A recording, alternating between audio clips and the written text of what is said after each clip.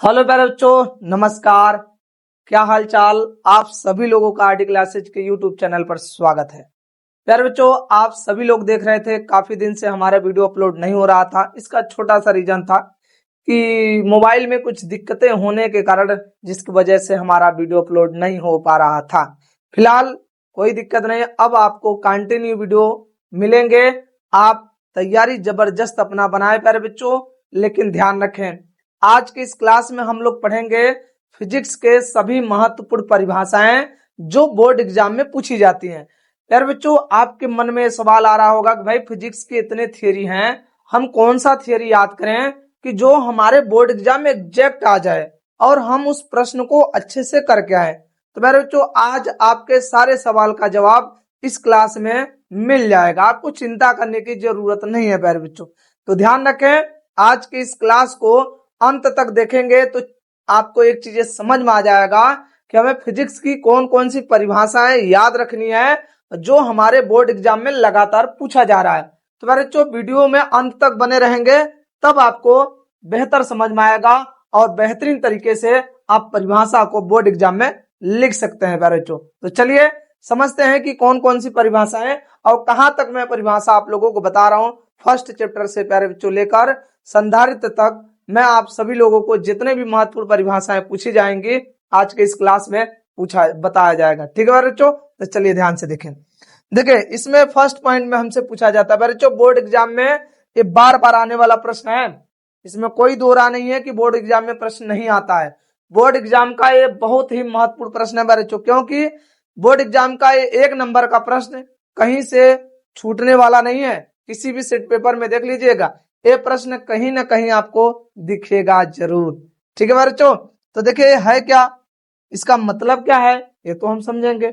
आवेश का क्वांटीकरण, क्या कह रहा है बच्चों, आवेश का क्वांटीकरण। तो कोई पूछ ले बताइए आवेश का क्वांटीकरण क्या होता है, तो सीधा सा मतलब है बच्चों, आप मार्केट में जाते हैं, आप मार्केट में क्या कहते हैं, मार्केट में जाएंगे कहेंगे भाई हमें एक पेन दीजिए। कम से कम आप कितना मांग सकते हैं, एक मांग सकते हैं ना, अधिक से अधिक चाहे जितना मांगे, लेकिन कम से कम आप एक मांग सकते हैं। कभी आधा पेन आप नहीं मांग सकते प्यारे बच्चों, क्योंकि मार्केट में आधा पेन मिलता ही नहीं प्यारे बच्चों। इसका मतलब क्या है कि वो हमारा क्वांटीकरण है।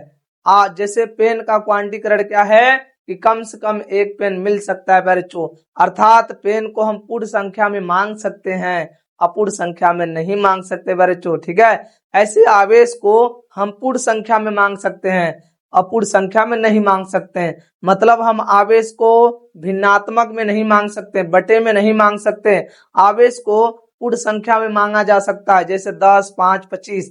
जैसे कि हम मार्केट में पेन 1, 2, 4, 10 ऐसे लेते हैं, ऐसे आवेश भी होता है बच्चों।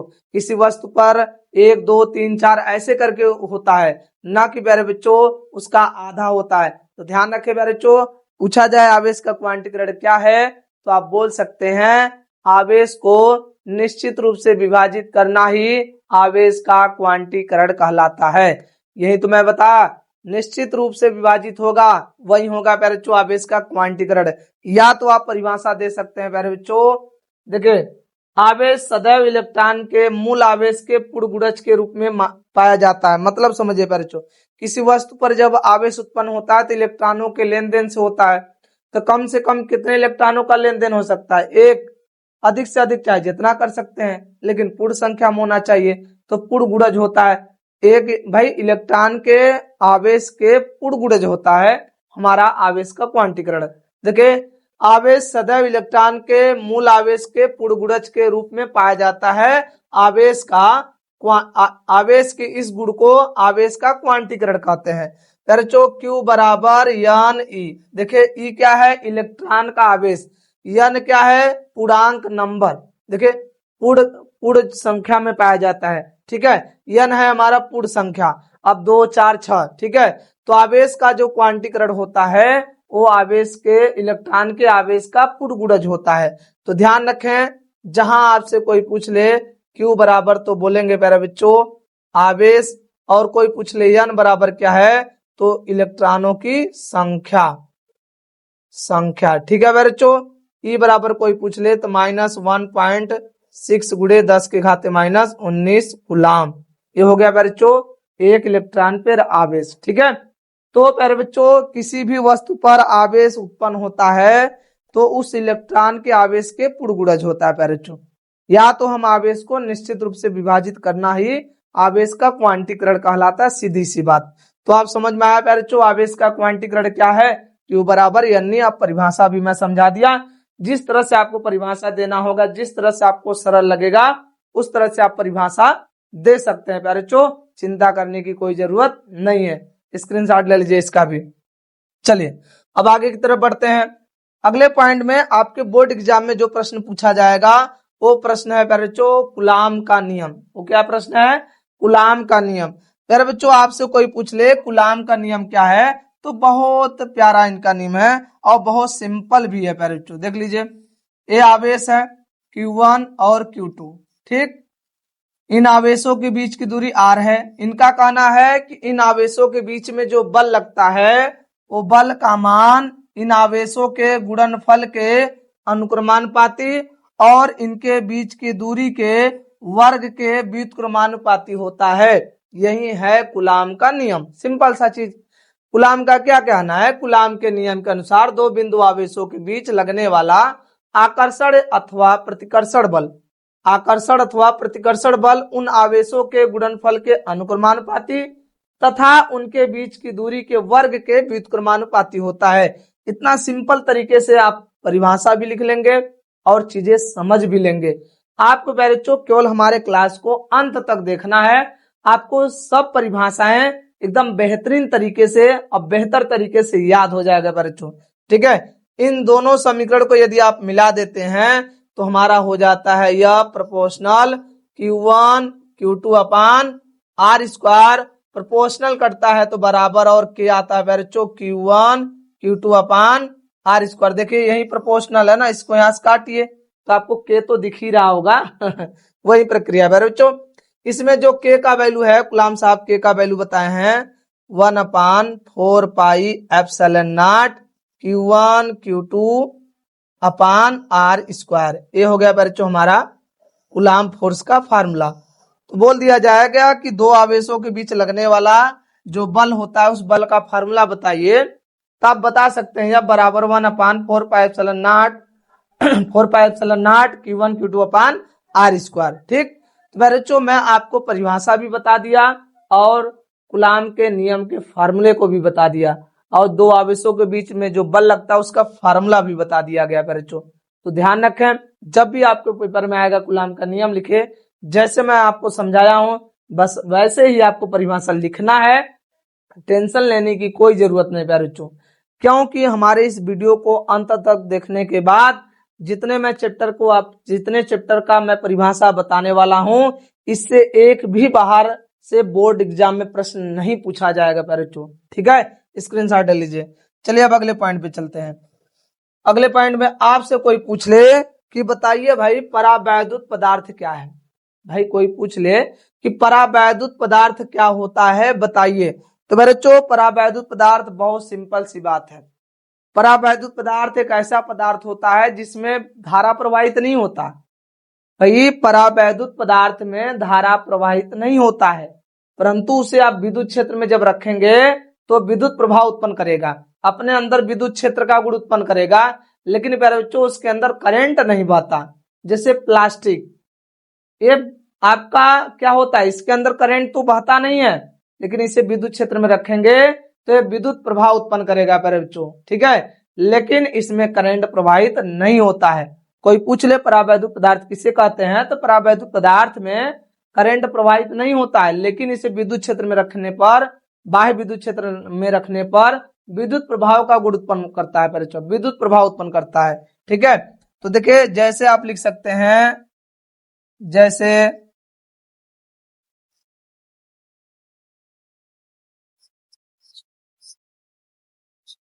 प्लास्टिक हो गया प्यारे बच्चों, कांच हो गया, ये सब क्या है, ये सब परावैद्युत पदार्थ हैं। इसमें करंट नहीं प्रवाहित होता, लेकिन इन्हें विद्युत क्षेत्र में जब रखेंगे तो विद्युत प्रभाव उत्पन्न करते हैं। देखिए वे पदार्थ जिसमें धारा प्रवाहित नहीं होती परंतु बाह्य विद्युत क्षेत्र में रखने पर विद्युत प्रभाव उत्पन्न करते हैं, उन्हें परावैद्युत पदार्थ कहते हैं। देख लीजिए कितना सिंपल है। करंट तो नहीं बहेगा, लेकिन इसे बाह्य विद्युत क्षेत्र में रखेंगे तो विद्युत प्रभाव का गुण उत्पन्न करेगा बच्चों। ठीक है, तो आपसे कोई पूछ ले परावैद्युत पदार्थ किसे कहते हैं, एग्जाम्पल बताइए, तो आप परिभाषा भी और एग्जाम्पल भी आसान तरीके से दे सकते हैं। बच्चों ये बोर्ड एग्जाम का बहुत महत्वपूर्ण हेडिंग है, जो मैं परिभाषा बता रहा हूं, क्योंकि इससे एक भी बाहर आपके बोर्ड एग्जाम में प्रश्न परिभाषा के रूप में पूछे ही नहीं जाएंगे बच्चों। तो ध्यान रखें, आप लोग इसका स्क्रीनशॉट लिखें और परिभाषाओं को याद करें। एक दो देखिए, आप एक डेली रूल बनाइए, आप 2 परिभाषा डेली याद करें आराम से, आप ज्यादा टेंशन ना लें। 2 परिभाषा इतना बेहतर तरीके से याद करें कि आपको कभी भी वो परिभाषा लिखना पड़े तो आप बिना देखे अच्छे से बोल भी सकते हैं, लिख भी सकते हैं। इतना उस पर मेहनत कीजिए। आप एक दिन में केवल 2 ही परिभाषा याद कीजिए बच्चों। यदि 40 भी परिभाषा होगा ना बच्चों, तब 20 दिन में आपको बेहतरीन तरीके से 40 परिभाषा एकदम अच्छे से याद हो जाएगा और आपको टेंशन भी नहीं होगा और ज्यादा माइंड पर प्रेशर भी नहीं होगा। इसलिए आप रूल अपनाइए, 2 परिभाषाएं डेली याद करनी हो सभी सब्जेक्ट का, आपको बेहतरीन तरीके से उस सब्जेक्ट का परिभाषा अच्छे से याद हो जाएगा बच्चों, चिंता करने की जरूरत नहीं है।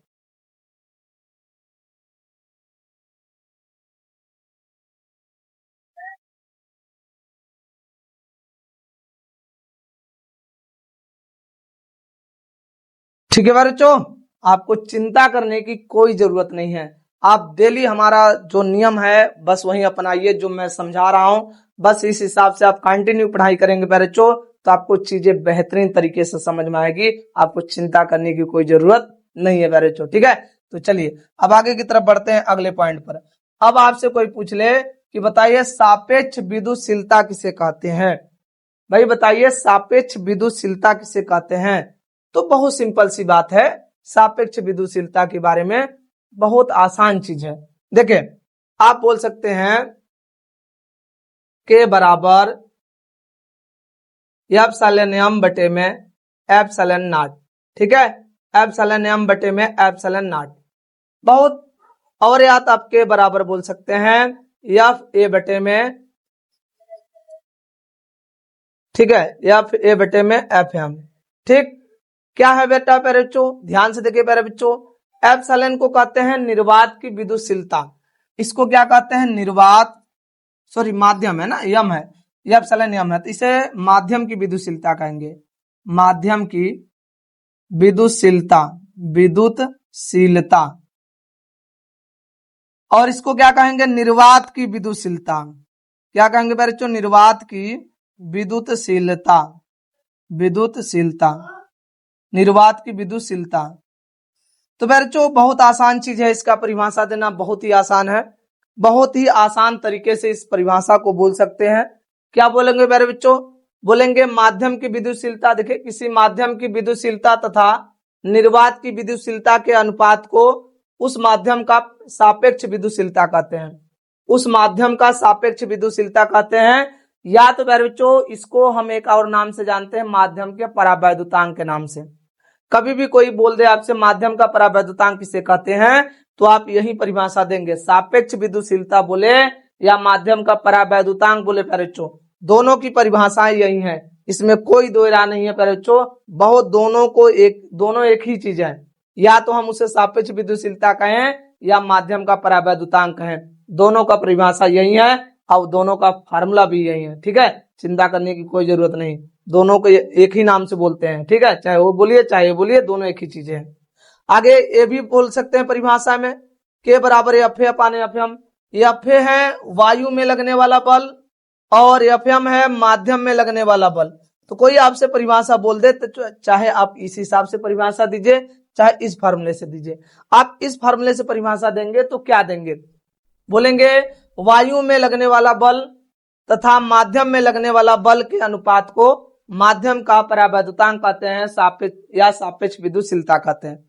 भाई आवेश के बीच में आवेशों के बीच वायु में लगने वाला बल और माध्यम में लगने वाला बल के अनुपात को माध्यम का परावैद्युतांक या सापेक्ष विद्युतशीलता कहते हैं बच्चों। ठीक है, तो सिंपल सी चीजें हैं। तो आप बोलिए वायु में लगने वाला बल या माध्यम में लगने वाला बल के अनुपात का परिभाषा बोलिए, चाहे इस हिसाब से परिभाषा बोलिए बच्चों, दोनों करेक्ट है। दोनों चीजें आपको मैं बता दिया, जैसे आपको आसान लगे वैसे परिभाषा आप बेहतर तरीके से दे सकते हैं बच्चों। तो ध्यान रखें, दो दो परिभाषाएं डेली याद करें, इससे एक भी बार आपको परिभाषा याद करने की कोई जरूरत नहीं बच्चों, ठीक है। इसका स्क्रीनशॉट ले लीजिए। चलिए अब आगे की तरफ बढ़ते हैं। अब आपसे कोई पूछ ले माध्यम की विद्युतशीलता क्या है। अभी हमने बताया के बराबर एक फार्मूला बताया एप्सिलॉन m बटे में एप्सिलॉन नॉट। हम प्यारे बच्चों इसको अभी बोल रहे थे माध्यम, क्या बोल रहे थे, माध्यम की विद्युतशीलता, विद्युतशीलता, माध्यम की विद्युतशीलता। तो प्यारे बच्चों माध्यम की विद्युतशीलता क्या होती है, हमें ये बताइए। प्यारे बच्चों माध्यम की विद्युतशीलता का मतलब यह है किसी माध्यम का ऐसा गुण जो आवेशों के बीच लगने वाले बल को परिवर्तित कर दे, उसे माध्यम की विद्युतशीलता कहते हैं। किसी माध्यम का वह गुण जो आवेशों के बीच लगने वाले बल को परिवर्तित कर दे, उसे माध्यम की विद्युतशीलता कहते हैं। कैसे, जैसे प्यारे बच्चों यदि हम आवेश को वायु में रख रहे हैं तब उनके बीच लगने वाला फोर्स, और उसी वायु को यदि जल में रख दे रहे हैं तो वायु में लगने वाला फोर्स ज्यादा होगा, और जब जल में रख दे रहे हैं तो उसके बीच लगने वाला फोर्स कम हो जाएगा। तो प्यारे बच्चों वायु में बल ज्यादा लग रहा था, जल में बल कम लगने लगा, तो जो जल है वह उस बल को परिवर्तित कर दे रहा है, घटा दे रहा है। इसका मतलब वो क्या है, माध्यम के अंदर ऐसा, जिस भी माध्यम के अंदर ऐसा गुण दिखेगा उसे हम लोग कहते हैं माध्यम की विद्युतशीलता। जैसे प्यारे बच्चों हम आपको वायु में थप्पड़ मारे तो ज्यादा तेज लगेगा, आप किसी को पानी में से थप्पड़ मारिए तो पानी में थप्पड़ कम लगेगा, कम चोट आएगी, क्योंकि आप जब उस पर फोर्स लगा रहे हैं, दूसरे व्यक्ति पर जब फोर्स लगा रहे हैं तो आपके बीच में पानी आ जा रहा है जो आपके फोर्स को कम कर दे रहा है प्यारे बच्चों, जो आपके फोर्स को परिवर्तित कर दे रहा है। प्यारे बच्चों आवेश के बीच में जो बल लग रहा है यदि वो माध्यम के कारण परिवर्तित हो जा रहा है तो माध्यम के ऐसे ही गुण को हम लोग क्या कहते हैं, माध्यम की विद्युतशीलता। तो कोई भी आपसे बोल दे कि माध्यम की विद्युतशीलता किसे कहते हैं तो आप परिभाषा क्या देंगे, किसी माध्यम का वह गुण जिसके द्वारा दो आवेशों के बीच लगने वाले विद्युत बल का मान परिवर्तित होता है उसे माध्यम की विद्युतशीलता कहते हैं। किसी भी माध्यम की बच्चों विद्युतशीलता होती है जिस माध्यम के द्वारा आवेश के बीच लगने वाला बल का मान परिवर्तित हो जाए, वही उस माध्यम के उसी गुण को हम लोग क्या कहते हैं, माध्यम की विद्युतशीलता कहते हैं। बच्चों क्या चीजें आपको समझ में आया कि माध्यम की विद्युतशीलता किसे कहते हैं। यदि बच्चों आप लोगों को माध्यम की विद्युतशीलता समझ में आया तो आप वीडियो को लाइक करें, चैनल को सब्सक्राइब करें, और बच्चों इस वीडियो को ज्यादा से ज्यादा शेयर करें कि चीजें लोगों को समझ में आए, तो बेहतर तरीके से वो सभी परिभाषाओं को याद करें बच्चों, ठीक है। स्क्रीनशॉट ले लीजिए। अब चलते हैं अगले पॉइंट पे बच्चों। आपसे कोई पूछ ले बताइए विद्युत क्षेत्र की तीव्रता क्या है, बताइए विद्युत क्षेत्र की तीव्रता क्या है। भाई फार्मूला तो हमें पता होना चाहिए, फार्मूला पता हो तो हम सब चीजें दे सकते हैं। भाई E बराबर फार्मूला होता है एफ अपान क्यू नॉट, ठीक है, E बराबर होता है एफ अपान क्यू नॉट। यार बच्चों हम इसमें क्या करते हैं, क्यू नॉट को एकांक कर देते हैं। परिभाषा के लिए हम क्यू नॉट को जब एकांक कर देंगे भाई लोग यार बच्चों, तो E बराबर क्या हो जाएगा, E बराबर एफ हो जाएगा। भाई जब हम क्यू नॉट को एकांक कर देंगे तो हमारा E का फार्मूला एफ के बराबर ही तो हो जाएगा, बताइए होगा ना, हाँ होगा। तो परिभाषा क्या देंगे, विद्युत क्षेत्र में स्थित किसी एकांक धन परीक्षण आवेश पर, देखिए आवेश जब विद्युत क्षेत्र में रहेगा उस पे जो बल लगता है वही हमारा विद्युत क्षेत्र की तीव्रता कहलाता है। तीव्रता का मतलब किसी भी विद्युत क्षेत्र के पावर, तीव्रता का मतलब यह है कि किसी भी विद्युत क्षेत्र में आवेश को रखने पर वह क्षेत्र उस आवेश पर कितना बल लगा रहा है। जिस विद्युत क्षेत्र की तीव्रता अधिक होगी वो आवेश, वह क्षेत्र उस आवेश पर उतना ही अधिक, उतना ही तगड़ा बल लगाएगा प्यारे बच्चों। भाई जिसके पास स्टेमिना ज्यादा होती है, पावर ज्यादा है, तो फोर्स ज्यादा लगाएगा ही। तो बच्चों कौन सा क्षेत्र ज्यादा फोर्स लगाएगा वो पता चलेगा बच्चों विद्युत क्षेत्र की तीव्रता से, ठीक है। वो कैसे पता चलेगा, विद्युत क्षेत्र की तीव्रता से।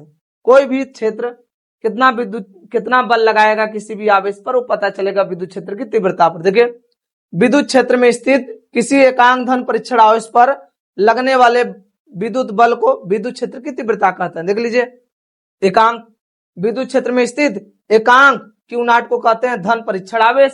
तो विद्युत क्षेत्र में स्थित एकांक धन परीक्षण आवेश पर लगने वाले विद्युत बल को विद्युत क्षेत्र की तीव्रता कहते हैं। तो जब भी आपसे कोई परिभाषा पूछ ले, बताइए विद्युत क्षेत्र की तीव्रता किसे कहते हैं, तो आप एग्जाम्पल सहित परिभाषा को अच्छे से दे सकते हैं प्यारे बच्चों।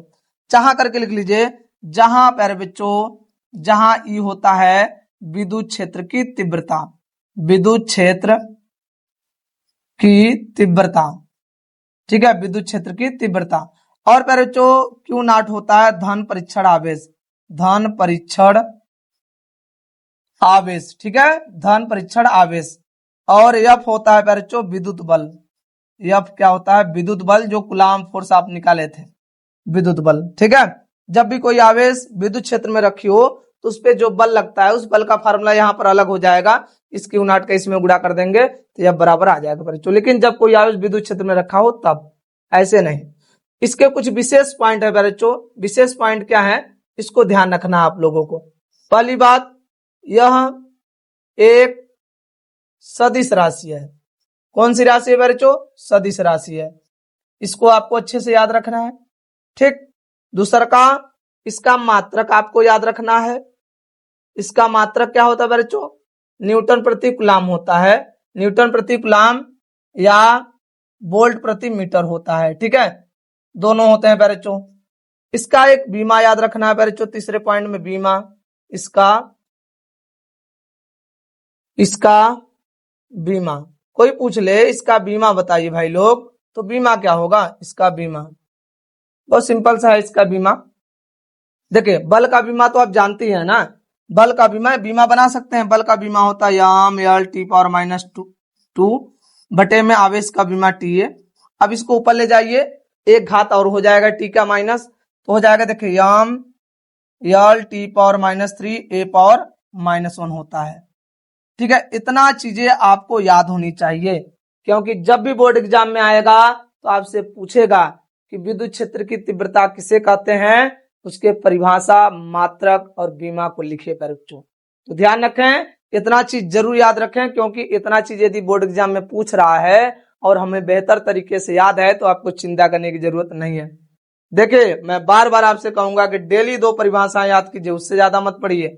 उससे ज्यादा पढ़ेंगे तो 2 चीजें जो याद कर रहे हैं वो भी नहीं याद होगा।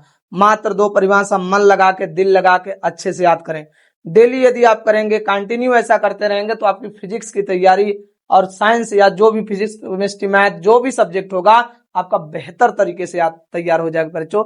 चिंता करने की कोई जरूरत नहीं पड़ेगी, ठीक है। चलिए अब आगे की तरफ बढ़ते हैं, इसका स्क्रीनशॉट ले लीजिए। अब आपसे कोई पूछ ले भाई लोग, बताइए विद्युत द्विध्रुव किसे कहते हैं। बहुत अच्छी चीजें हैं, विद्युत द्विध्रुव किसे कहते हैं। देखे बच्चों, जैसे कोई आवेश हो गया माइनस क्यू और ये हो गया प्लस क्यू, इनके बीच की अल्प दूरी 2l है। तो आपसे कोई पूछ ले, बताइए कि भाई लोग विद्युत द्विध्रुव किसे कहते हैं। तो ये जो संरचना बनाई गई है प्यारे बच्चों, ये संरचना विद्युत द्विध्रुव का है, ठीक है। ये संरचना जो बनाया गया है प्यारे बच्चों, किसका है, विद्युत द्विध्रुव का। विद्युत द्विध्रुव के एग्जाम्पल है बेटा HCl प्यारे बच्चों, ठीक है, और HBr, ये सब क्या है, विद्युत द्विध्रुव के एग्जाम्पल है प्यारे बच्चों। परिभाषा देखे, विद्युत द्विध्रुव में एक माइनस क्यू और एक प्लस क्यू रहेगा, दोनों के मान बराबर रहेंगे और दोनों के चिन्ह विपरीत रहेंगे, लेकिन ये एक दूसरे से अल्प दूरी पर स्थित होते हैं, ठीक है। परिभाषा क्या बोलेंगे, विद्युत द्विध्रुव एक ऐसा निकाय होता है जिसमें 2 बराबर एवं विपरीत आवेश एक दूसरे से अल्प दूरी पर स्थित होते हैं। देख लीजिए, जब भी इसका परिभाषा पूछा जाएगा बोर्ड एग्जाम में प्यारे बच्चों, जब भी परिभाषा आता है बोर्ड एग्जाम में, परिभाषा और एग्जाम्पल सहित आता है। आप जाके देख लीजिए कि विद्युत द्विध्रुव किसे कहते हैं, पूछेगा तो साथ में बोलेगा इसके उदाहरण सहित समझाइए प्यारे बच्चों। तो ध्यान रखें, परिभाषा भी लिखना है और इसके एग्जाम्पल भी लिखने हैं। आपको चिंता करने की जरूरत नहीं है, सभी चीजें मैं आप लोगों को बताऊंगा। आप केवल बेहतर तरीके से याद करने का कोशिश करें प्यारे बच्चों। आप अपनी तैयारी जारी रखें, हम तो आप लोगों को तैयारी कराने के लिए पढ़ा ही रहे हैं, ठीक है प्यारे बच्चों। स्क्रीनशॉट ले लीजिए। अब चलते हैं अगले पॉइंट पर। अगले पॉइंट पर आपसे कोई पूछ ले भाई कि विद्युत द्विध्रुव आगुड़ किसे कहते हैं, ठीक है, आपसे कोई पूछ ले प्यारे बच्चों कि विद्युत द्विध्रुव आगुड़ किसे कहते हैं, पहले तो हम समझेंगे कि विद्युत द्विध्रुव क्या होता है, जो कि मैं अभी पहले आप लोगों को समझा दिया हूं कि विद्युत द्विध्रुव क्या होता है। तो ये जो संरचना बनाया गया है विद्युत द्विध्रुव का बनाया गया है प्यारे बच्चों। अब विद्युत द्विध्रुव आगुड़ का फार्मूला होता है Q×2L। तो आप देख रहे हैं तो इस विद्युत द्विध्रुव के किसी एक आवेश को लिया गया है और विद्युत द्विध्रुव के दोनों आवेशों के बीच की अल्प दूरी ली गई है और इन दोनों का गुणा कर दिया गया। जब इन दोनों का गुणा कर दिया गया तब हमारा आ गया प्यारे बच्चों P, विद्युत द्विध्रुव आगुड़। परिभाषा आपसे कोई पूछ ले तो बोलेंगे विद्युत द्विध्रुव के किसी एक आवेश का परिमाण तथा दोनों आवेशों के बीच की अल्प दूरी के गुणनफल को विद्युत द्विध्रुव आगुड़ कहते हैं। देख लीजिए, बड़ा सिंपल सी बात है। विद्युत द्विध्रुव के किसी एक आवेश का परिमाण तथा दोनों आवेशों के बीच की अल्प दूरी के गुणनफल को विद्युत द्विध्रुव आगुड़ कहते हैं। जहां पर बच्चों P है आपका विद्युत द्विध्रुव आगुड़, विद्युत द्विध्रुव आगुड़, ठीक है। और प्यारे बच्चों आपका 2L है अल्प दूरी, ठीक है, अल्प दूरी। और प्यारे बच्चों Q है आपका आवेश। आपको प्यारे बच्चों इसका विशेष पॉइंट याद रखना पड़ेगा क्योंकि विशेष पॉइंट आपसे बोर्ड एग्जाम में पूछा जाता है। तो मैं आप लोगों को इसका परिभाषा लिखवा दिया, मैं इसके विशेष पॉइंट को बता रहा हूं, आपको विशेष पॉइंट जरूर याद रखना है। पहले आप लोग इतने का स्क्रीनशॉट लिखें और याद करें प्यारे बच्चों, ठीक है। देखिए इसके कुछ विशेष पॉइंट क्या है, तो देखिए विशेष पॉइंट क्या है प्यारे बच्चों, ध्यान दीजिए। विशेष पॉइंट में आपको याद रखना है यह सदिश राशि है। कौन सी राशि है? सदिश राशि है, ठीक है, ये सदिश राशि है।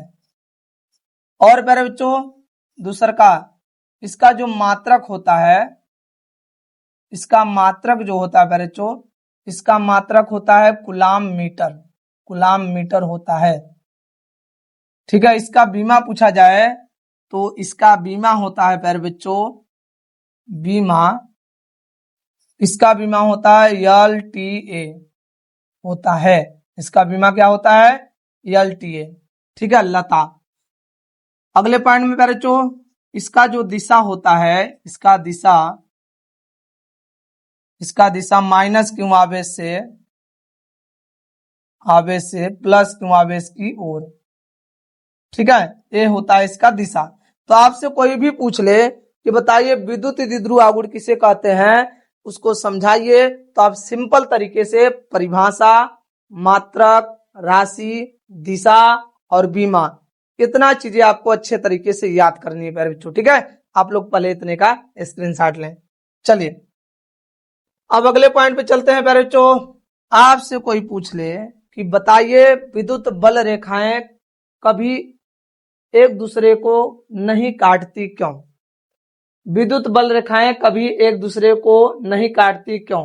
ये प्यारे बच्चों आपके बोर्ड एग्जाम में पूछे जाने वाला प्रश्न है। 1 नंबर का आता है, काफी बार आता है और हर एक सेट पेपर में आता है, बार आता है प्यारे बच्चों, ठीक है, समझ रहे हैं, एक बार नहीं बार आता है और हर एक सेट पेपर में आता है। तो आपसे कोई पूछ ले कि बताइए विद्युत बल रेखाएं एक दूसरे को कभी नहीं काटती क्यों? प्यारे बच्चों ये देखिए विद्युत बल रेखाएं हैं, यदि एक दूसरे को काट रही हैं तो इसके कटान बिंदु पर आप देखेंगे तो 2 स्पर्श रेखाएं खींची जा सकती हैं जो विद्युत क्षेत्र के 2 दिशा को प्रदर्शित करता है, जो कि संभव नहीं है। प्यारे बच्चों कोई एक व्यक्ति एक ही समय में 2 स्थानों पे नहीं मिल सकता। भाई कोई भी व्यक्ति एक ही समय में 2 स्थानों पे नहीं मिल सकता। भाई विद्युत क्षेत्र एक ही पोजीशन से इधर भी हो और इधर भी हो, ये संभव नहीं है। दोनों रास्तों पर विद्युत क्षेत्र हो, ये संभव नहीं है प्यारे बच्चों, ठीक है। तो क्या हुआ, क्योंकि यदि विद्युत बल रेखाएं एक दूसरे को काटेंगी तो उसके प्रतिच्छेद मतलब जहां काट रही हैं, प्रतिच्छेद बिंदु पर 2 स्पर्श रेखाएं खींची जा सकती हैं जो विद्युत क्षेत्र के 2 दिशा को प्रदर्शित करता है, जो कि संभव नहीं है। अभी तो यही मैं बताया प्यारे बच्चों, जो कि संभव नहीं है। तो क्या आप लोग इसको समझा सकते हैं, बता सकते हैं? यस। याद रखें, आपको डेली 2 परिभाषा याद करना है, क्योंकि आपको अपनी बोर्ड एग्जाम की तैयारी बेहतरीन बनानी है। तो जो मैं बता रहा हूं बस वही कीजिएगा, उससे एक भी कदम आगे मत कीजिए, ठीक है। तो ध्यान रखें बच्चों, इसका भी स्क्रीनशॉट ले लीजिए, क्योंकि ये बोर्ड एग्जाम में बार बार आता है, 1000 बार आता है और 1 नंबर का आता है, ठीक। स्क्रीनशॉट ले लीजिए। चलिए बच्चों, अब अगले पॉइंट पे चलते हैं। अब हमसे कोई पूछ ले कि विद्युत फ्लक्स किसे कहते हैं, बताइए भाई विद्युत फ्लक्स क्या होता है। चलिए बताते हैं विद्युत फ्लक्स पर बच्चों। जैसे देखिए, ये कोई समतल है, ये कोई समतल पृष्ठ है। तो बच्चों, इस समतल पृष्ठ के अभिलंबवत जो भी विद्युत बल लिखाई जाती हैं, इस समतल पृष्ठ के अभिलंबवत जो भी विद्युत बल लिखाई जाती हैं, उन्हीं विद्युत बल रेखाओं की संख्या को ही हम लोग क्या कहते हैं, विद्युत फ्लक्स कहते हैं। कोई भी आपसे पूछ ले कि विद्युत फ्लक्स किसे कहते हैं, तो आप सिंपल तरीके से बोलेंगे, किसी समतल पृष्ठ के अभिलंबवत होकर जाने वाली, देखिए 90 अंश कोण बना रहा है ना, इसी समतल पृष्ठ के अभिलंबवत होकर जाने वाली विद्युत बल रेखाओं की संख्या को विद्युत फ्लक्स कहते हैं। किसी भी समतल पृष्ठ से प्यारे बच्चों जितनी भी विद्युत बल रेखाएं निकलेंगी, उस पृष्ठ के अभिलंबवत उन्हीं विद्युत बल रेखाओं की संख्या को ही हम लोग विद्युत फ्लक्स कहते हैं। तो कभी भी कोई विद्युत फ्लक्स की परिभाषा पूछ लेगा तो आप जवाब दे सकते हैं ना, क्या बोलेंगे, किसी समतल पृष्ठ के अभिलंबवत होकर गुजरने वाली विद्युत बल रेखाओं की संख्या को विद्युत फ्लक्स कहते हैं। प्यारे बच्चों, इसका फॉर्मूला होता है फाई बराबर ई ए कॉस थीटा। याद रखिए, कोई भी आपसे पूछ ले कि बताइए विद्युत फ्लक्स का फार्मूला बताइए, फाई बराबर ई ए कॉस थीटा। बच्चों, फाई ई होता है आपका विद्युत फ्लक्स। फाई को क्या कहते हैं, विद्युत फ्लक्स। क्या कहते हैं, विद्युत फ्लक्स। बच्चों, ई को क्या कहते हैं, विद्युत क्षेत्र। विद्युत, ई को कहते हैं विद्युत क्षेत्र। और बच्चों, ए को क्या कहते हैं, पृष्ठ का क्षेत्रफल। पृष्ठ का क्षेत्रफल। और बच्चों, थीटा को क्या कहते हैं, वेक्टर ई तथा वेक्टर ए के बीच कोण। वेक्टर ई तथा वेक्टर ए के बीच कोण। क्या आपको समझ में आया प्यारे बच्चों कि विद्युत फ्लक्स किसे कहते हैं और विद्युत फ्लक्स का फार्मूला क्या होता है। यदि आप लोगों को इतना चीजें समझ में आया प्यारे बच्चों, तो आप लोग इतने का स्क्रीनशॉट लें। और प्यारे बच्चों, मैं इसके कुछ विशेष पॉइंट लिखवा रहा हूं, क्योंकि जब भी इसका परिभाषा पूछा जाता है विद्युत फ्लक्स का, तो आपको विशेष सहित पूछा जाएगा। मतलब इसका जो मैं विशेष लिखवा रहा हूं उसमें सिंपल सा बोल सकता है, इसका मात्रक बीमा राशि लिखिए, ठीक है। आपको चिंता करने की जरूरत नहीं, आप लोग इतने का स्क्रीनशॉट ले लीजिए। अब देखिए, इसके कुछ विशेष पॉइंट है जो आपको याद रखना है। यह अदिश राशि है। कौन सी राशि है, अदिश राशि है। यह अदिश राशि है। दूसरा का, इसका मात्रक क्या होगा प्यारे बच्चों, इसका मात्रक। मात्रक आपको पता है फॉर्मूला, ई बराबर क्या है, फाई बराबर ई ए कॉस थीटा। सिंपल सा। ई वोल्ट प्रति मीटर, क्षेत्रफल का मात्रक मीटर स्क्वायर, कॉस थीटा का कोई मात्रक नहीं होता, मीटर मीटर एक कैंसिल हो जाएगा, इसका मात्रक वोल्ट मीटर। या एक और होता है प्यारे बच्चों, क्या होता है, ई का मात्रक न्यूटन प्रति कूलम मीटर स्क्वायर, इसका मात्रक होगा न्यूटन मीटर स्क्वायर प्रति कूलम, ठीक। पूछा जाएगा इसका बताइए बीमा। प्यारे बच्चों, इसका बीमा बहुत आसान है। देखिए, विद्युत क्षेत्र का जो बीमा होता है, याम यल टी पावर -2 ए पावर -1 बटे में इंटू क्षेत्रफल है, तो क्षेत्रफल का बीमा यल स्क्वायर।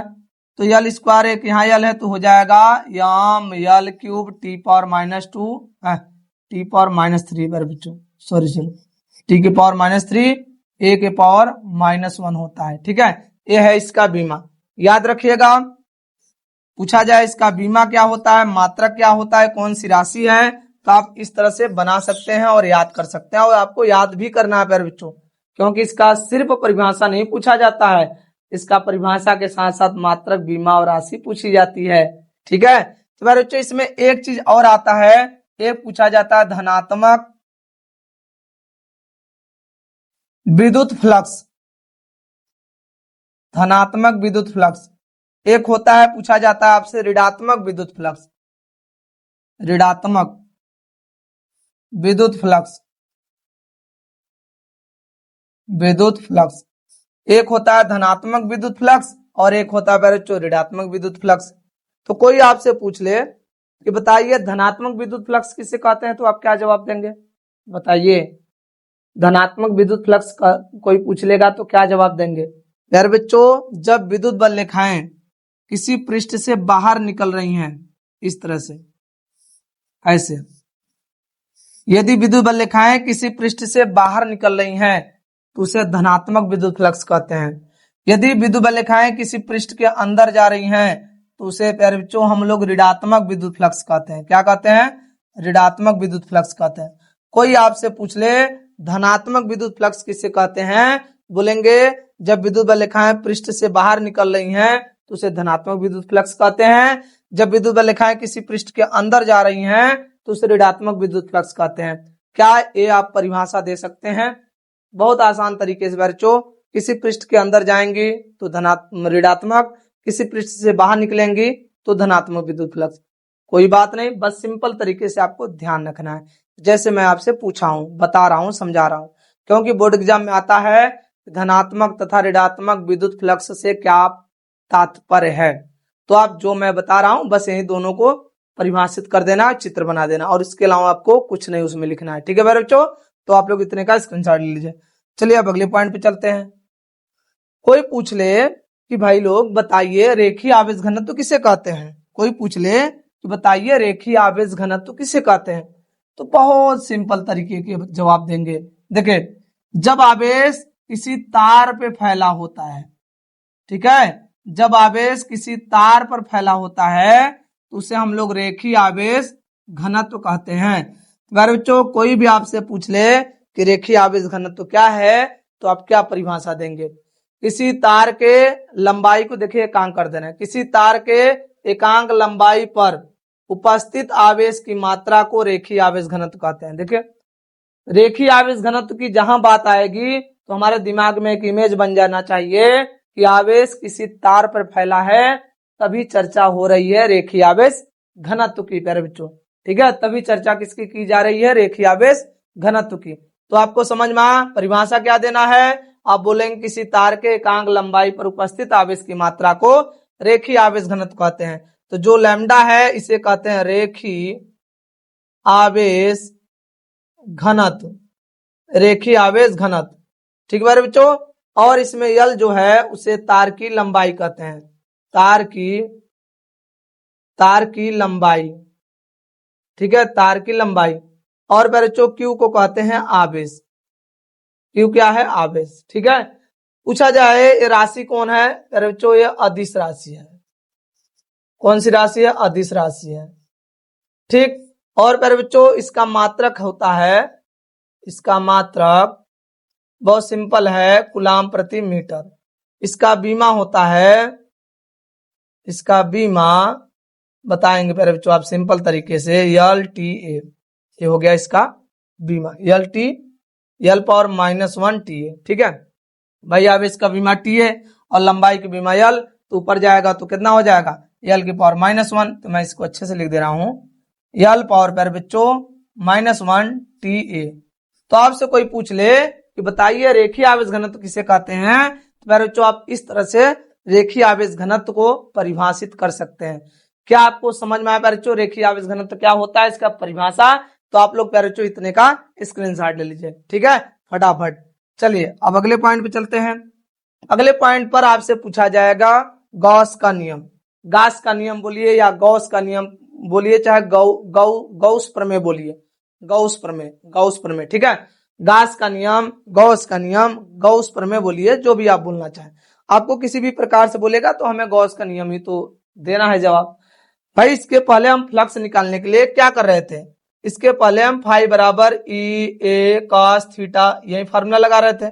हमें फ्लक्स निकालने के लिए विद्युत क्षेत्र चाहिए, क्षेत्रफल चाहिए, थीटा चाहिए, तब जाके हमें विद्युत फ्लक्स मिलेगा। लेकिन मेरे बच्चों गॉस का कहना यह है कि हमें ये सब चीजें कुछ मत दीजिए, हमें केवल आवेश दे दीजिए। हम बता सकते हैं कि उस पृष्ठ से कितना विद्युत फ्लक्स बाहर निकलेगा। ये किसका कहना है? ये कहना है प्यारे बच्चों गॉस के नियम का। गॉस का कहना है कि हमें फ्लक्स निकालने के लिए इन सभी चीजों को मत दीजिए, केवल हमें आवेश दे दीजिए। हम फ्लक्स बता सकते हैं कि किसी पृष्ठ से होकर कितनी विद्युत बल मतलब कितना विद्युत फ्लक्स गुजर रहा है, बच्चों निकल रहा है।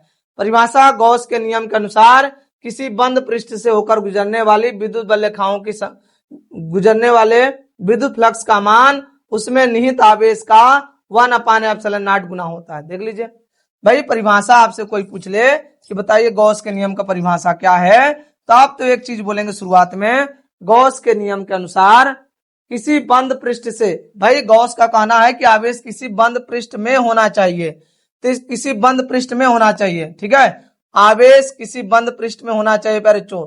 तो आवेश जब किसी बंद पृष्ठ में है तो उससे जो विद्युत बल रेखा निकलेंगी उसका जो मान होगा उस आवेश के 1/ε0 गुना होगा।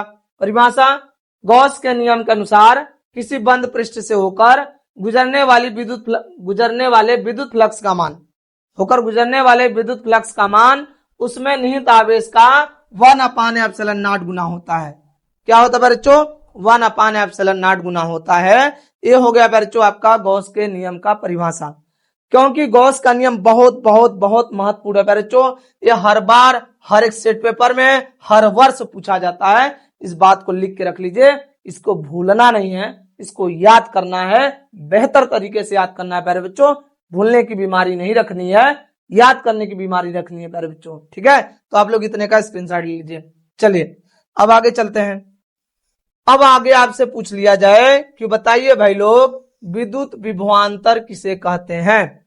विद्युत विभवांतर किसे कहते हैं? प्यारे बच्चों, जैसे किसी तार में आवेश दौड़ता है तो किस वजह से दौड़ता है? भाई आवेश इस तार से इलेक्ट्रॉन इधर से इधर दौड़ा मार रहे हैं, तो किस वजह से तार इधर से इधर दौड़ते हैं?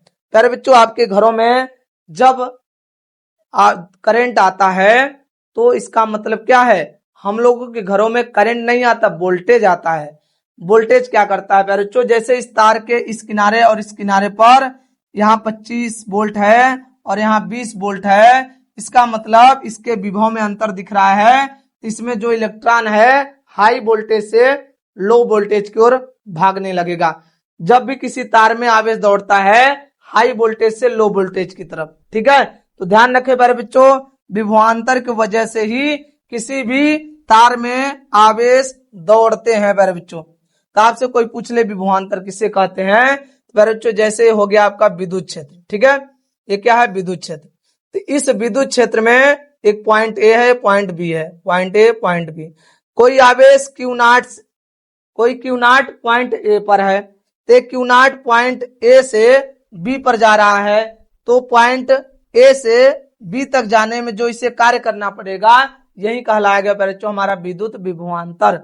विद्युत क्षेत्र में स्थित, देखिए हमारा विद्युत क्षेत्र है, विद्युत क्षेत्र में स्थित किन्हीं दो बिंदुओं के बीच, देखिए बिंदु ए और बिंदु बी, विद्युत क्षेत्र में स्थित किन्हीं दो बिंदुओं के बीच एकांक धन परीक्षण आवेश, मैं बच्चों Q0 को एकांक कर दे रहा हूं, देखिए डेल्टा V बराबर W/Q0, Q0 को एकांक कर देना है। परिभाषा क्या देंगे?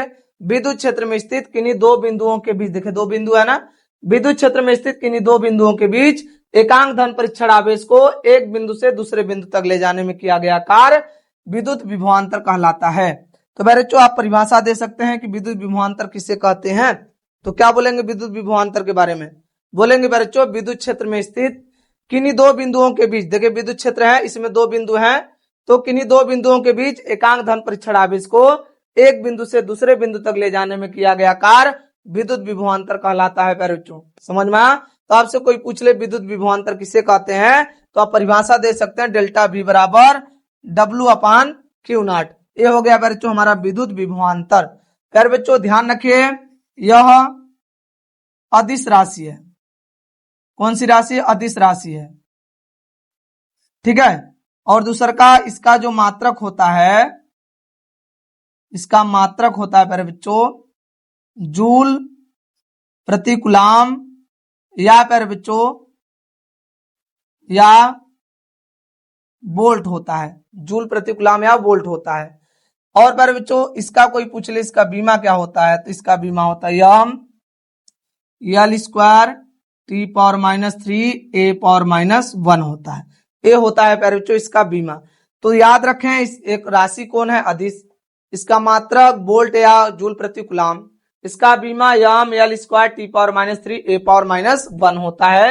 ये हो गया प्यारे बच्चों इसका बीमा। मैं इसका परिभाषा भी समझा दिया क्योंकि ये बोर्ड एग्जाम में पूछा जाता है और एक बार नहीं लगातार पूछा जाता है प्यारे बच्चों। तो जो चीजें लगातार पूछी जाएं उसे जरूर रिपीट करें, ठीक है। चलिए प्यारे बच्चों अब अगले पॉइंट पे चलते हैं। अब आपसे कोई पूछ ले कि बताइए विद्युत विभव किसे कहते हैं, कोई आपसे परिभाषा पूछ ले भाई लोग कि विद्युत विभव किसे कहते हैं। विद्युत विभवांतर विद्युत विभव में थोड़ा सा फर्क है प्यारे बच्चों।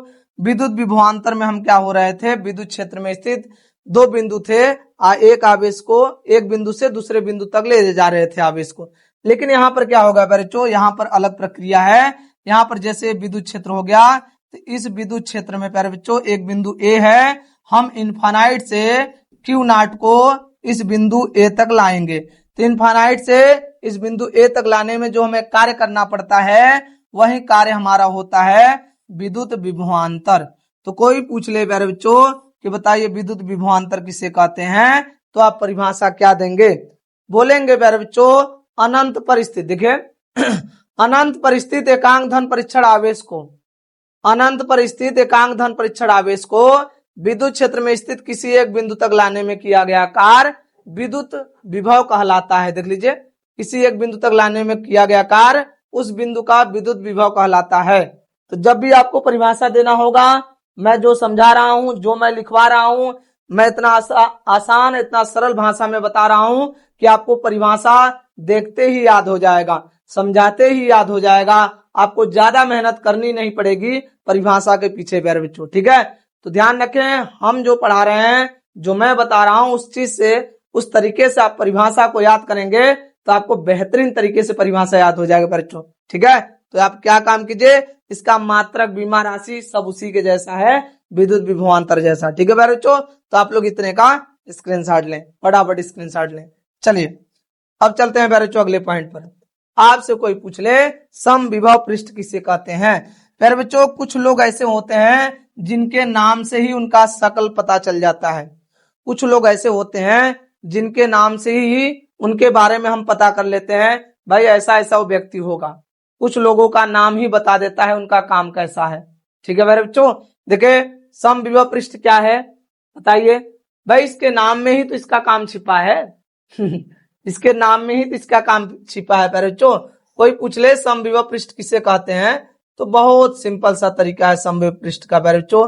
Point A, point B, point C, point D, R R R R, सभी पृष्ठ से इसका डिस्टेंस प्यारे बच्चों सेम है। इस वृत्ताकार पृष्ठ के सभी बिंदुओं का डिस्टेंस यहां से केंद्र से सेम है। इनका जो विभव आएगा वो भी तो सेम ही आएगा भाई, इनका जो विभव आएगा वो भी तो सेम आएगा। पॉइंट ए का विभव पूछा जाए, चाहे पॉइंट बी का पूछा जाए, पॉइंट सी का पूछा जाए, पॉइंट डी का पूछा जाए, सबका विभव यही आएगा, क्यू बटे में आर। ये है प्यारे बच्चों विभव का फार्मूला, किसी बिंदु आवेश के कारण विभव का फार्मूला है प्यारे बच्चों। तो आपसे पूछा जाए समविभव पृष्ठ किसे कहते हैं, इसके नाम में ही इसका काम छिपा है, समविभव पृष्ठ। सम मतलब समान, विभव ऐसा पृष्ठ जिसके प्रत्येक बिंदु पर विभव का मान क्या होता है, समान होता है, उसे समविभव पृष्ठ कहते हैं। ऐसा पृष्ठ जिसके प्रत्येक बिंदु पर विभव का मान समान होता है उसे समविभव पृष्ठ कहते हैं। या तो बोलेंगे समविभव पृष्ठ वह काल्पनिक पृष्ठ है जिसके प्रत्येक बिंदु पर विभव का मान समान होता है, उसे समविभव पृष्ठ कहते हैं। तो बच्चों क्या आप समविभव पृष्ठ की परिभाषा दे सकते हैं। कोई पूछ ले समविभव पृष्ठ किसे कहते हैं, तो आप क्या बोलेंगे, बोलेंगे समविभव पृष्ठ वह काल्पनिक पृष्ठ है जिसके प्रत्येक बिंदु पर विभव का मान समान होता है, उसे समविभव पृष्ठ कहते हैं। ये हो गया बच्चों समविभव पृष्ठ का परिभाषा। तो याद रखें। अच्छा एक बात बताइए, इस समविभव पृष्ठ के ए और बी के बीच का विभवांतर पूछा जाएगा तो क्या होगा, डेल्टा भी बराबर, विभवांतर क्या होता है, डेल्टा भी बराबर V B minus V A. भाई पॉइंट ए पॉइंट बी के बीच का विभवांतर पूछा जाएगा तो क्या होगा, विभवांतर मतलब विभव में अंतर। इन दोनों पॉइंट के विभव का अंतर करेंगे तो कितना मिलेगा प्यारे बच्चों, जब इन दोनों पॉइंट के विभव का अंतर करोगे तो 0 मिलेगा। क्यों 0 मिलेगा, क्योंकि इन दोनों पॉइंट के विभव का मान समान है। जब इन दोनों पॉइंट के विभव का मान समान है तो इनके बीच का जो अंतर करेंगे डेल्टा भी आएगा, मतलब विभवांतर आएगा, वो क्या आएगा, 0। जब इनके बीच का डेल्टा विभवांतर 0 आएगा तो बताइए हम किसी धन परीक्षण आवेश को पॉइंट ए से पॉइंट बी तक ले जाएंगे तो हमें कितना कार्य करना पड़ेगा। भाई लोग फार्मूला होता है डेल्टा वी बराबर डब्ल्यू अपान क्यू नॉट। इसका वैल्यू कितना है, 0 है, डब्ल्यू अपान क्यू नॉट। इसका जब इसमें गुणा करेंगे तो डब्ल्यू का मान कितना आ जाएगा, 0। डब्ल्यू का मान 0 आया कि नहीं आया, कार्य 0 आया कि नहीं आया। समविभव पृष्ठ में विभवांतर का मान भी 0 होता है, कार्य का मान भी 0 होता है प्यारे बच्चों, ठीक है। तो क्या आपको समविभव पृष्ठ की परिभाषा समझ में आया प्यारे बच्चों। इसकी विशेषता पूछी जाती है कि समविभव पृष्ठ की विशेषता बताइए। तो चलिए मैं आप लोगों को समविभव पृष्ठ की विशेषता समझाता हूं प्यारे बच्चों, ठीक है। इतने का स्क्रीनशॉट ले लीजिए। देखिए समविभव पृष्ठ के किन्हीं दो बिंदुओं के बीच विभवांतर 0 होता है, अभी मैं समझाया। समविभव पृष्ठ पर किसी आवेश को ले जाने में किया गया कार्य 0 होता है। समविभव पृष्ठ पर किसी आवेश को ले जाने में किया गया कार्य 0 होता है, मतलब समविभव पृष्ठ में आवेश को एक बिंदु से दूसरे बिंदु तक ले जाएंगे तो उसमें किया गया कार्य का मान क्या आएगा, 0। अभी मैं दिखाया था पिछले पेज पर प्यारे बच्चों, दो समविभव पृष्ठ एक दूसरे को कभी नहीं काटते। समविभव पृष्ठ कभी एक दूसरे को नहीं काटते प्यारे बच्चों। देखिए दो समविभव पृष्ठ कभी एक दूसरे को नहीं काटते, ठीक।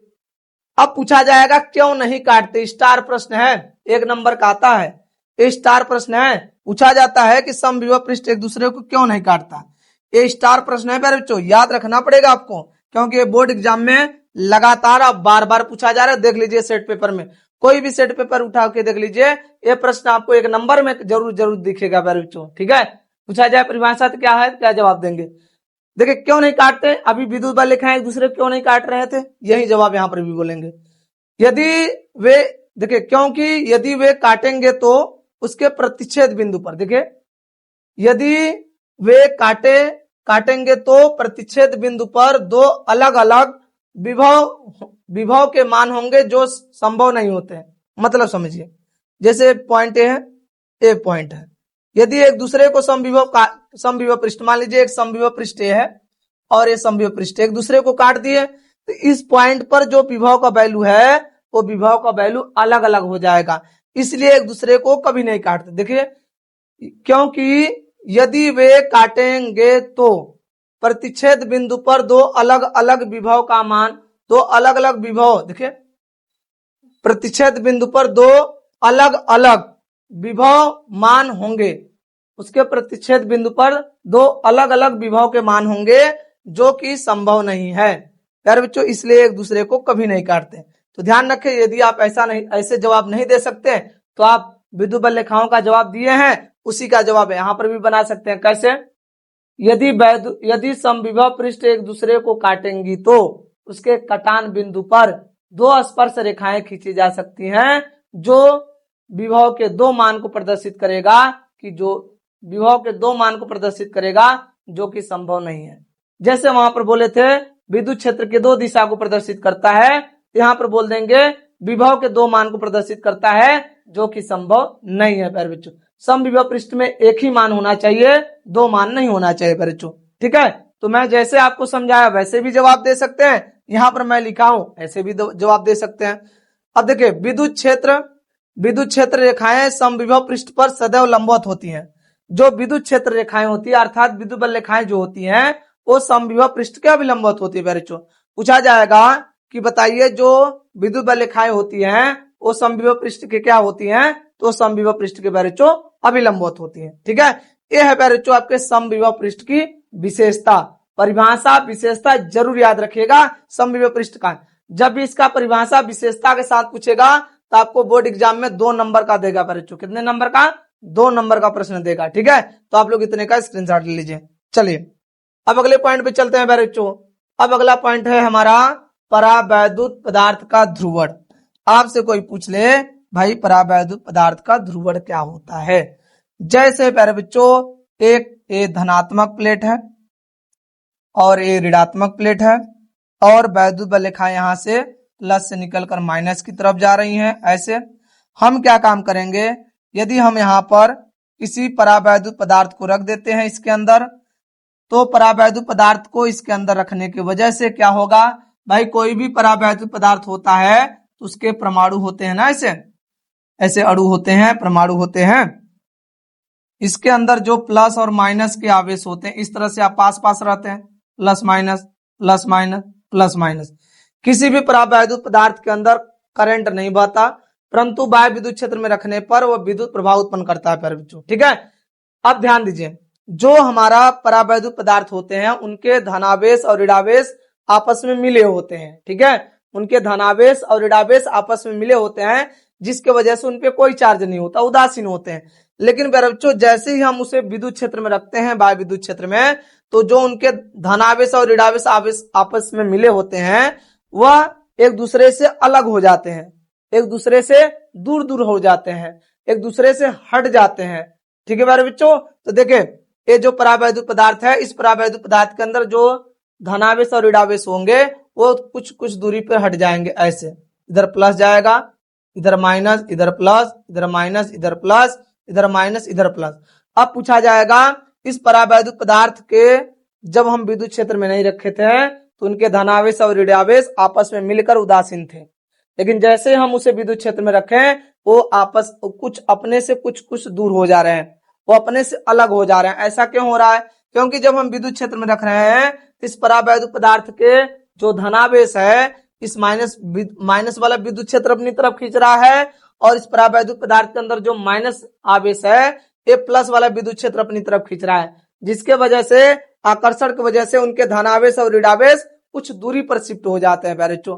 और परावैद्युत पदार्थ के इसी गुण को हम लोग परावैद्युत पदार्थ का ध्रुवण कहते हैं। देख लीजिए, जब परावैद्युत पदार्थ को बाह्य विद्युत क्षेत्र में रखा जाता है तो उनके अणुओं के धनावेश तथा ऋणावेश, देखिए, तो उनके अणुओं के धनावेश तथा ऋणावेश थोड़ी थोड़ी दूर पर अलग हो जाते हैं। देखिए, थोड़ी थोड़ी दूर पर अलग हो जाते हैं। इस परावैद्युत पदार्थ का, इसे परावैद्युत पदार्थ का ध्रुवण कहते हैं। ठीक है, इसे परावैद्युत पदार्थ का ध्रुवण कहते हैं। तो आपको समझ में आया कि परावैद्युत पदार्थ का ध्रुवण क्या होता है प्यारे बच्चों? भाई परावैद्युत पदार्थ का ध्रुवण होता है कि जब हम परावैद्युत पदार्थ को बाह्य विद्युत क्षेत्र में रखते हैं तो उनके, देखिए, जब परावैद्युत पदार्थ को बाह्य विद्युत क्षेत्र में रखा जाता है तो उसके अणुओं के धनावेश और ऋणावेश थोड़ी थोड़ी दूर पर शिफ्ट हो जाते हैं, थोड़ी थोड़ी दूर पर अलग हो जाते हैं। परावैद्युत पदार्थ के इसी गुण को हम लोग कहते हैं परावैद्युत पदार्थ का ध्रुवण, या तो आप सिंपल से बोलेंगे जिसे परावैद्युत पदार्थ का ध्रुवण कहते हैं। क्या आपको समझ में आया प्यारे बच्चों कि परावैद्युत पदार्थ का ध्रुवण क्या होता है? यदि आपको समझ में आया प्यारे बच्चों, इस वीडियो को अपने दोस्तों में शेयर करना ना भूलें। ठीक है प्यारे बच्चों, आप लोग फटाफट इसका स्क्रीनशॉट ले लीजिए। चलिए, आपसे कोई पूछ ले प्यारे बच्चों, चालक की विद्युत धारिता किसे कहते हैं? बहुत आसान है प्यारे बच्चों चालक की विद्युत धारिता के बारे में बताना। चालक की विद्युत धारिता, धारिता मतलब होता है धारण करने वाला, विद्युत का मतलब आवेश। जो चालक आवेश का धारण करता है उसे चालक की विद्युत धारिता कहते हैं। किसी चालक द्वारा आवेश धारण करने की क्षमता को विद्युत धारिता कहते हैं। मतलब कोई भी चालक प्यारे बच्चों, कोई भी चालक पदार्थ अपने अंदर जितना आवेश रखने की उसकी क्षमता होती है, अर्थात अपने अंदर जितना आवेश रखता है उसी को हम लोग कहते हैं चालक की विद्युत धारिता। किसी चालक द्वारा आवेश धारण करने की क्षमता को विद्युत धारिता कहते हैं प्यारे बच्चों। यह है चालक की विद्युत धारिता की परिभाषा। अब देखिए प्यारे बच्चों, हम इसको क्या करते हैं, एक तरीके से इसको और परिभाषित कर सकते हैं। जैसे प्यारे बच्चों कोई चालक गोला है, ठीक है, इस चालक गोला को क्यू आवेश दिया गया। जब इस चालक गोला को क्यू आवेश दिया गया तो इस चालक गोला पर विभव उत्पन्न हुआ है। तो चालक गोला को दिया गया आवेश और इस चालक गोले पर जो विभव बन रहा है उसके अनुपात को चालक की विद्युत धारिता कहते हैं। C बराबर होता है Q अपान V। प्यारे बच्चों, चालक की विद्युत धारिता क्या होता है? C बराबर Q अपान V। किसी चालक को दिए गए आवेश Q तथा उसके विभव V के अनुपात को चालक की विद्युत धारिता कहते हैं। ठीक है, कोई चालक गोला है, उसे आवेश दे रहे हैं Q और उसके जो विभव V है उनके अनुपात को चालक की विद्युत धारिता कहते हैं। C बराबर Q अपान V। प्यारे बच्चों, जहां Q बराबर हो जाएगा आवेश, जहां Q बराबर आवेश, C है चालक की धारिता। चालक की विद्युत धारिता बोल सकते हैं, चालक की विद्युत धारिता, ठीक है बच्चों। और भी है विभव। ठीक, आपसे कोई परिभाषा पूछ ले, चालक की विद्युत धारिता किसे कहते हैं, तो चाहे परिभाषा आप जैसे मैं समझाया हूं, किसी चालक द्वारा आवेश धारण करने की क्षमता को विद्युत धारिता बोल सकते हैं, या आप इस हिसाब से भी परिभाषा दे सकते हैं, जैसे आपको परिभाषा अच्छा लगे बच्चों, जैसे परिभाषा में आपका मन लग जाए, जैसे परिभाषा आपको सरल लगे वैसे दे दीजिएगा, ठीक है। दोनों सही परिभाषाएं हैं। इसके कुछ विशेष पॉइंट आपसे पूछे जाते हैं। पर बच्चों यह एक अदिश राशि है। कौन सी राशि है? अदिश राशि है, ये अदिश राशि है, ठीक है। दूसरे के पॉइंट में इसका मात्रक पूछा जाएगा, तो इसका मात्रक होता है प्यारे बच्चों, देखिए कूलाम प्रति वोल्ट या प्यारे बच्चों फैराड, कूलाम प्रति वोल्ट या फैराड होता है प्यारे बच्चों। इसका बीमा कोई पूछ लेगा तो इसका बीमा जो होता है, इसका बीमा ध्यान दीजिए प्यारे बच्चों, आपको फार्मूला दिखाई दे रहा है ना, आवेश का बीमा होता है प्यारे बच्चों TA, आवेश का बीमा TA। विभव का जो बीमा होता है प्यारे बच्चों, देखिए विभव का फार्मूला होता है W/Q, तो जो विभव का बीमा होता है प्यारे बच्चों, विभव का बीमा होता है यम L² T⁻³ A⁻⁻1, ये विभव का बीमा। अब हम संधारित्र का बीमा जब निकालेंगे तो दोनों का देखिए बीमा रख दिए हैं, आवेश का और विभव का। अब विभव इसको ऊपर ले जाएंगे तो बीमा हो जाएगा m⁻⁻1, उसके बाद प्यारे बच्चों L⁻⁻2, और T के पावर कितना हो जाएगा 4, और A के पावर कितना हो जाएगा, A के पावर हो जाएगा प्यारे बच्चों 2, A के पावर कितना हो जाएगा प्यारे बच्चों 2। ये है प्यारे बच्चों आपका बीमा। तो आपसे कभी कोई परिभाषा पूछ ले तो आप परिभाषा दे सकते हैं, राशि पूछ ले राशि, मात्रक पूछ ले मात्रक, बीमा पूछ ले बीमा। तो मेरे बच्चों इसका मात्रक सहित बीमा सब कुछ परिभाषा याद रखना पड़ेगा, ठीक है। तो आपसे कोई बोल दे चालक की विद्युत धारिता किसे कहते हैं, उसके परिभाषा और मात्रक को लिखे, तो मेरे बच्चों इस तरीके से आप समझा सकते हैं और मेरे बच्चों बोर्ड एग्जाम में आप लिख सकते हैं, क्योंकि ये बोर्ड एग्जाम में एक बार नहीं बार बार लगातार प्रश्न पूछा गया है बच्चों। आप किसी भी सेट पेपर में जाकर देख लीजिए, ठीक है। आप लोग इतने का स्क्रीनशॉट ले लीजिए। अब चलते हैं अगले पॉइंट पर। अगले पॉइंट पर आपसे पूछा जाएगा कि संधारित्र किसे कहते हैं। पर बच्चों हर एक वस्तु के अपने धारण करने की क्षमता होती है, हर एक वस्तु अपना आवेश रखने की क्षमता होता है। जैसे 1 लीटर का बाटल है तो उसमें 1 लीटर जल भरा जा सकता है, तो उसमें जल धारण करने की क्षमता उस बाटल का 1 लीटर। 2 लीटर वाला बाटल है तो उसके अंदर जल धारण करने की क्षमता 2 लीटर, उससे ज्यादा नहीं हो सकता। संधारित्र की धारिता क्या कहना है? संधारित्र एक ऐसा समायोजन है जो अपने आकार तथा आकृति में परिवर्तन किए बिना आवेश को पर्याप्त मात्रा में संचित कर सकता है। यदि संधारित्र को आप आवेश देंगे तो यदि आपके पास आवेश ज्यादा हो जाए तो संधारित्र को यदि आप आवेश देंगे तो संधारित्र अपने आकार और आकृति में परिवर्तन किए बिना संधारित्र अपने अंदर आवेश को धारण कर सकता है, मतलब रख सकता है। ये होता है संधारित्र। कोई भी बोल दे भाई संधारित्र क्या है, तो बोलेंगे संधारित्र एक ऐसा समायोजन है जो अपनी आकृति तथा आकार में परिवर्तन किए बिना आवेश को अपने में संचित कर सकता है या आवेश को पर्याप्त मात्रा में संचित कर सकता है, ठीक है। ये है आप लोगों का संधारित्र। कोई भी पूछ ले संधारित्र तो बच्चों ये बोर्ड एग्जाम में पूछा जाता है संधारित्र किसे कहते हैं, इसलिए मैं बार बार कह रहा हूं कि इसके परिभाषा को जरूर याद रखना है, भूलना नहीं बच्चों, क्योंकि बोर्ड एग्जाम में बहुत बार पूछा गया प्रश्न बच्चों। ध्यान रखिए जरूरी नहीं है कि 1 नंबर में सीधा सीधा आपसे पूछ ले संधारित्र की धारिता किसे कहते हैं। 5 नंबर वाले प्रश्न में भी आपसे कहीं ना कहीं पूछ लेगा कि संधारित्र की धारिता किसे कहते हैं। तो ध्यान रखिए ये नहीं कि 5 नंबर का एक ही प्रश्न नहीं रहेगा, 5 नंबर वाले में कई प्रश्नों को मिलाकर उसमें इसको पूछ सकता है, ठीक है। संधारित्र किसे कहते हैं, तो ध्यान रखें बच्चों संधारित्र किसे कहते हैं, इसको जरूर याद रखें। आप लोग इतने का स्क्रीनशॉट लें प्यारे बच्चों। चलिए अब अगले पॉइंट पे चलते हैं।